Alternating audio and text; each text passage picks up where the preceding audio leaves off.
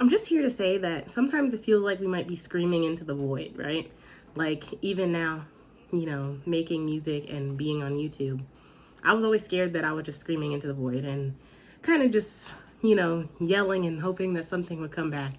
But with consistent, constant work, you can get somewhere. And that's the point of the 10 million streams challenge. If you don't know me already, my name is North Dakota. I make music. And I had made a goal to hit 10 million streams on Spotify by the end of the year. And we're in May now. So right now I'm at 1.4. And I know that doesn't sound like a lot, but it's something I'm working towards. And it's something I'm trying to get over, my fear of this like screaming into the void type deal, which is what I was saying before. Like feeling like, no one's listening and, no one's there or whatever. But in reality, there are people there cheering you on, listening to music, listening to your, videos, looking at your art, and they're appreciating it. And so I try to think about that positive, because if I don't, I think a lot of us would go crazy if we didn't. And I think the point of hitting the 10 million streams is not necessarily for the number, but to show myself I can be consistent at something, especially with making a video every day.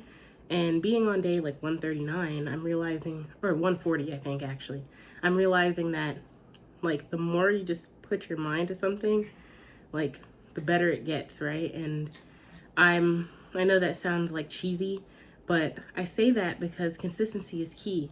When I first started back in October, I was at like 1.1 million. So I've gone up like 300,000 streams and counting, and it will get better. And you have to wait for your growth, you have to wait for your moment, but if you keep being consistent, you can make those moments happen more, right?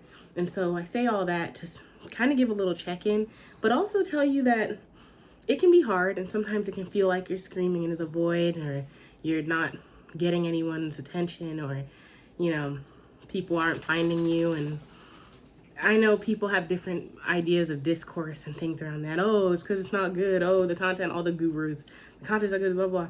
But people resonate with your personality most.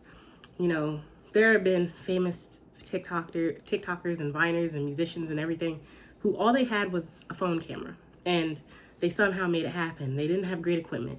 They didn't have the best stuff. They didn't have, the 4K vlog aesthetic content, but they had something that people could relate to. They could relate to your personality, they could relate to your music, they could relate to your art.